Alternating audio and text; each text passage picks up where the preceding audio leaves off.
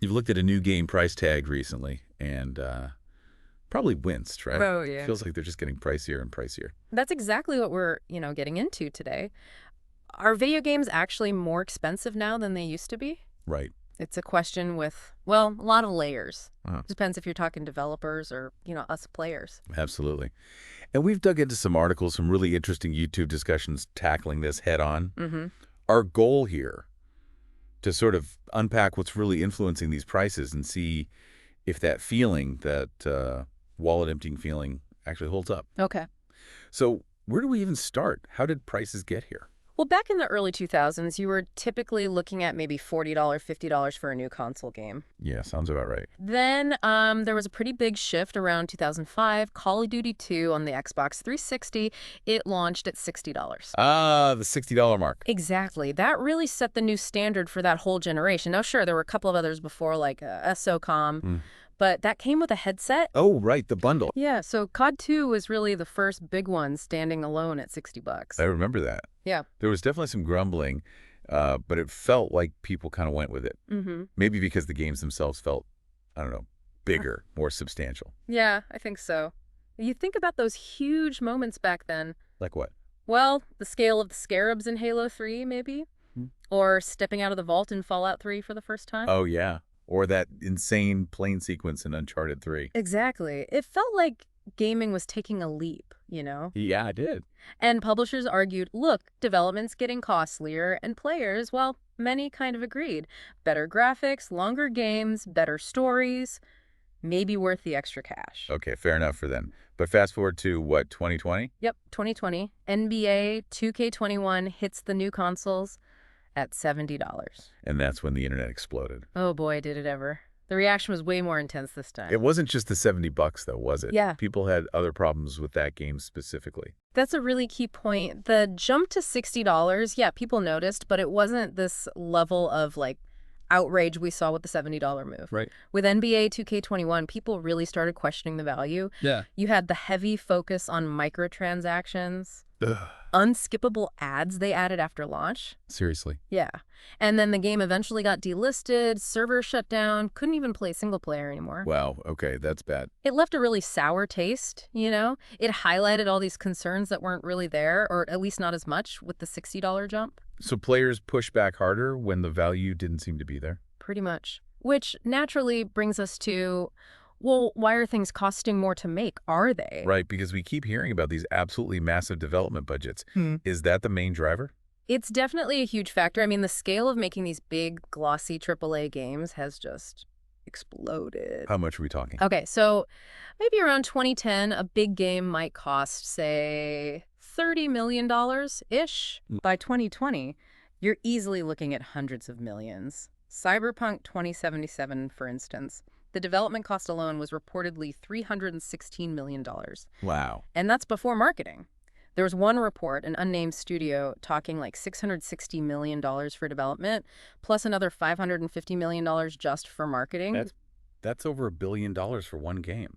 It's staggering. Even the sort of mid-tier AAA games like the Callisto Protocol, over $162 million just to develop. And that didn't exactly set the world on fire, did it? No, critically or commercially, it underperformed expectations. And that cost isn't just salaries, it's better graphics needing bigger teams, complex engines, the sheer size of the worlds. So these huge investments don't always pay off. Exactly. And it creates this pressure, maybe, to always aim for a masterpiece, which means longer development times, too. Yeah, we wait years for the next GTA or The Last of Us. Right. And the hype is immense. But even then, with all that time and money, games can still miss the mark. Okay, so dev costs are way up. Got it.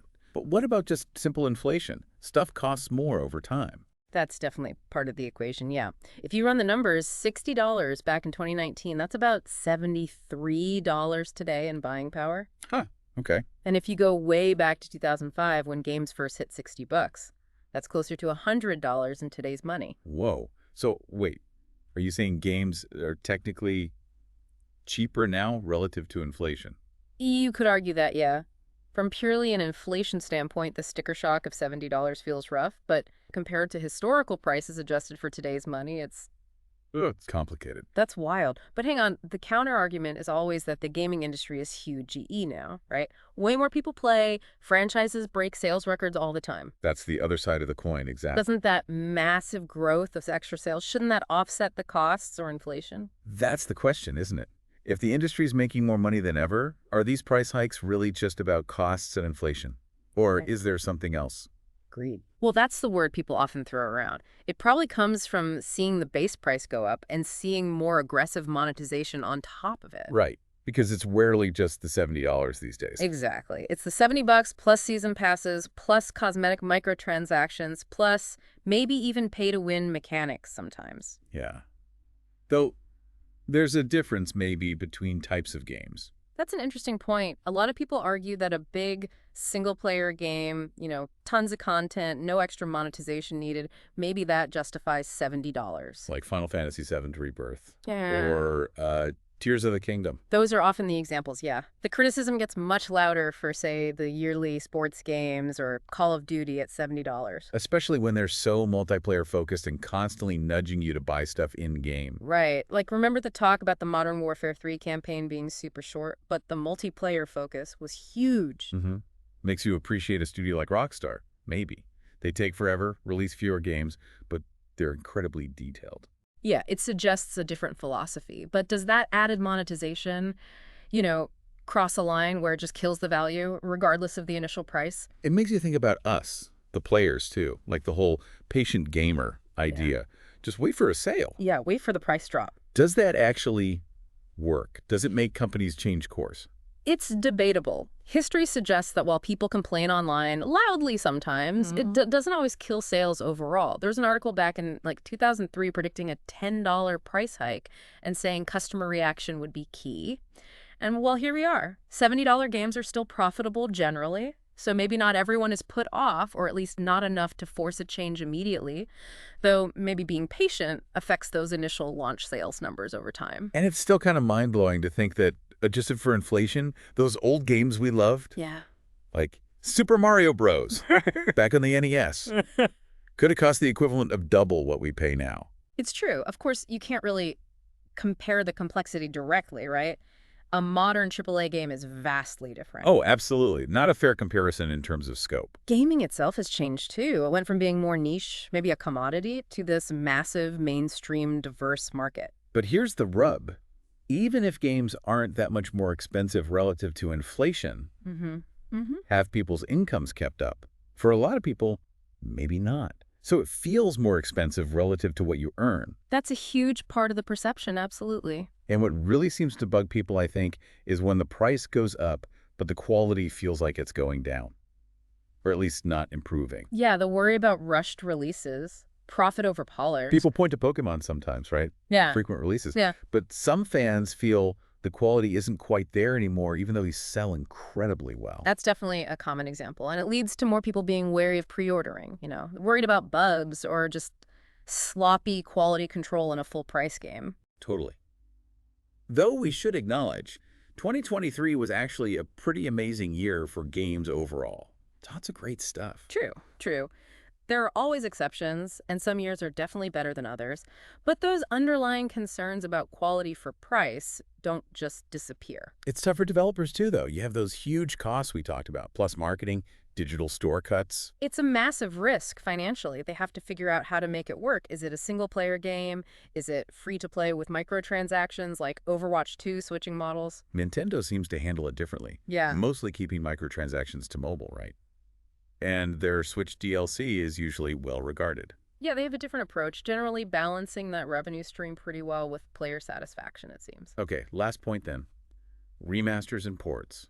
Huh. Selling old games again, sometimes at full price. Ah, yes, the remaster debate. That can feel like a really tough pill to swallow sometimes. Like, is Skyward Sword HD really worth $60? Or Mario 3D All-Stars? It's understandable why people question it. You compare it to a brand new game where you think about emulation. Right. But from Nintendo's side, they're reaching new audiences. Someone playing the Super Mario RPG remake now might never have touched the original. Same for Thousand Year Door soon. Fair point. And sometimes a remake is substantial enough, maybe, like Persona 3 Reload, people seemed okay with $70 for that. Yeah, if the overhaul is significant enough, the value proposition changes. It's definitely judged on a case-by-case basis. Okay, so after all that, circling back, Mm. are video games too expensive?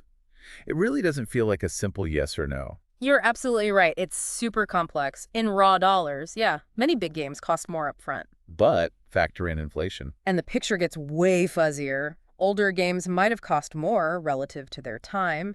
The real tension seems to be between those rising development costs and, let's be honest, corporate profit goals. Versus what we feel is good value and what we can actually afford. So considering everything that dev costs, inflation, microtransactions, quality control, all of it, is the current price tag truly too expensive?